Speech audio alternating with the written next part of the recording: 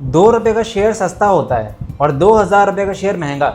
अगर आप ऐसा सोचते हो तो 90% लोगों की तरह आप गलत हो। चलिए इसको सिंपल एग्जांपल समझते हैं। दो कंपनीज है ए एंड बी। कंपनी ए का शेयर प्राइस है 500 रुपए, कंपनी बी का शेयर प्राइस है 50 रुपए। अब बताओ कौन सा सस्ता है? काफी लोग बोलेंगे कंपनी बी, क्योंकि उसका प्राइस कम है। बट ये गलत तरीका है कंपेरिजन का, और यहीं पे काम आता है P/E रेशियो। P/E रेशियो होता है price to earnings ratio. Formula क्या है इसका? Share price upon earnings per share. मतलब on an average company a share में कितना प्रॉफिट कमा रही है और इसके कंपेरिजन में आप कितना प्राइस पे कर रहे हो। एक एग्जांपल लेते हैं। कंपनी ए का शेयर प्राइस मान लेते हैं 500 रुपए है और उसका अर्निंग्स पर शेयर यानी EPS 25 है।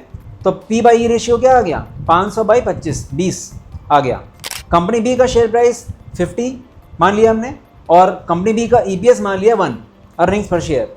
तो इसका P/E रेशियो क्या आ गया? 50/1 यानी 50। अब देखो प्राइस में कंपनी बी सस्ता लग रहा था, बट इसका P/E रेशियो ज्यादा है कंपनी ए से। इसका मतलब इन्वेस्टर्स कंपनी बी को 1 रुपए के प्रॉफिट के लिए ज्यादा पैसे दे रहे हैं कंपेयर टू कंपनी ए। एक सिंपल एनालॉजी से समझाता हूँ। आप सपोज करो आप 2 रेस्टोरेंट में खाना खाने गए। पहले रेस्टोरेंट ने आपको 500 रुपए का बिल दिया, बट वहां पे आपको अनलिमिटेड थाली मिल रही। दूसरे रेस्टोरेंट ने आपको 50 रुपए का बिल दिया, बट वहां पे सिर्फ एक चपाती थी। अब देखने में लग रहा 50 रुपए सस्ता है, बट यहाँ पे आपको पहले वाले में वैल्यू ज्यादा मिली।